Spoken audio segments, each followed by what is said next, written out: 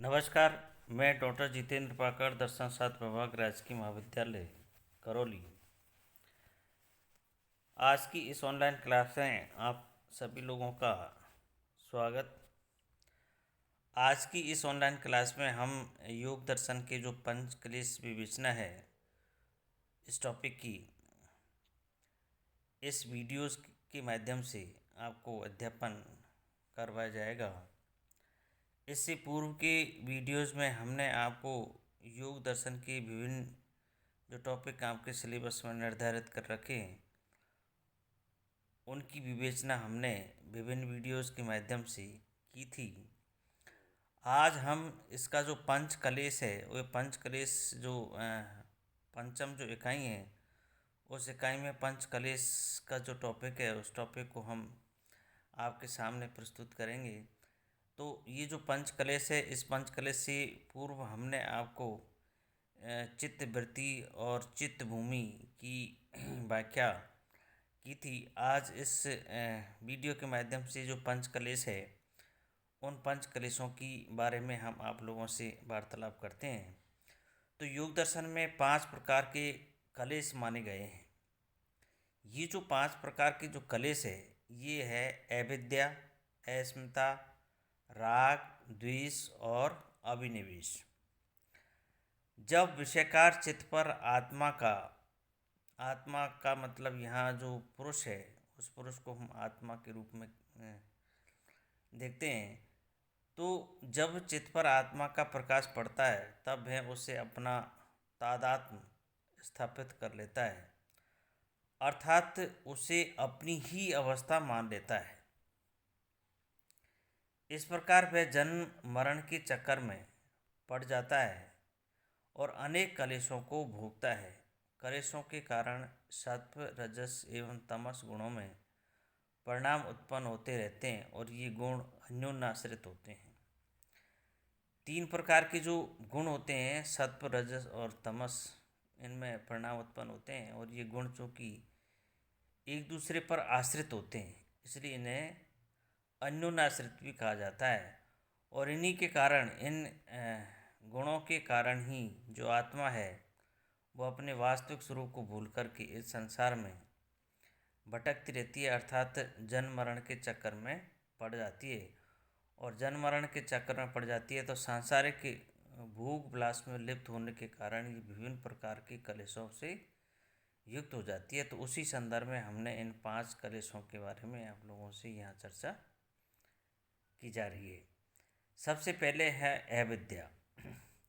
यह मिथ्या ज्ञान है। अनित्य को नित्य, अपवित्र को पवित्र, दुख को सुख, अनात्म को आत्मस्वरूप मानना ही अविद्या है। अविद्या का तात्पर्य क्या है कि जो ये एक तरह से भ्रम ज्ञान है, मिथ्या ज्ञान है। और अनित्य को नित्य समझ लेना, अपवित्र को पवित्र समझ लेना, दुख को सुख समझ लेना, अनात्म आत्म मानना, ये अविद्या के रूप है। अविद्या से राग की उत्पत्ति होती है, इसी से अन्य कलेशों की उत्पत्ति होती है। तो ये इस प्रकार से यहाँ अविद्या के बारे में ये चर्चा की जाती है। इसके बारे में अस्मिता, आत्मा शरीर तथा चित्त से भिन्न है। आत्मा जो शरीर और चित्त से भिन्न है, आत्मा द्वारा उनसे तादात्म्य संबंध स्थापित करने नहीं अस्मिता है। यानी आत्मा का शरीर से जो तादात्म्य संबंध जो स्थापित होता है, उसको यह अस्मिता कहा जाता है। तीसरा है इसका राग। सुख और उसके साधनों की प्राप्ति की इच्छा ही राग है। यानी जितनी भी जो सुख और उनके साधनों की प्राप्ति की जो इच्छा उत्पन्न होती है, वो ही एक तरह से राग है। अर्थात सुखकारी पदार्थों में लिप्त हो जाना या उनमें आसक्त रखना, वो राग कहलाता है।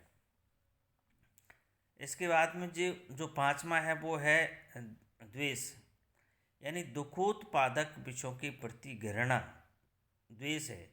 दुखोत्पादक का मतलब होता है दुख उत्पन्न करने वाले जो विषय है, उन विषयों के प्रति जो घृणा है वो द्वेष है। अर्थात दुखदायी पदार्थों से घृणा होना द्वेष कहलाता है। पांचवा इसका है अभिनिवेश। प्रत्येक जीव में जीवन के प्रति आसक्ति एवं मृत्यु के प्रति स्वाभाविक भय, अभिनिवेश है। इन कलेशों के कारण जीव संसार चक्र में पड़कर नाना प्रकार के कष्ट भोगता रहता है। तो ये यहाँ पर हमने ये पंच जो क्लेश है, उन पंच क्लेशों के बारे में आप लोगों से बात की है। ये जो पंच क्लेश है, ये छोटे छोटे टॉपिक है, लेकिन बहुत इम्पोर्टेंट टॉपिक है।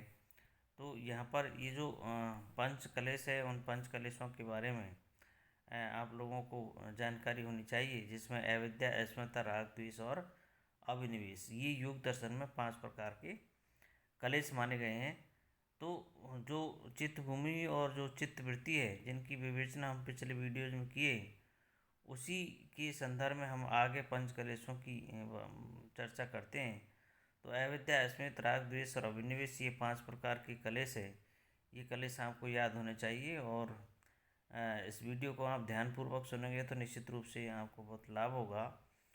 योग दर्शन की इसके बाद में कुछ 2 टॉपिक और है, क्रिया योग और ईश्वर। इसके बाद में आपका ये जो प्रश्न पत्र है, एक तरह से पूरा समाप्त हो जाएगा।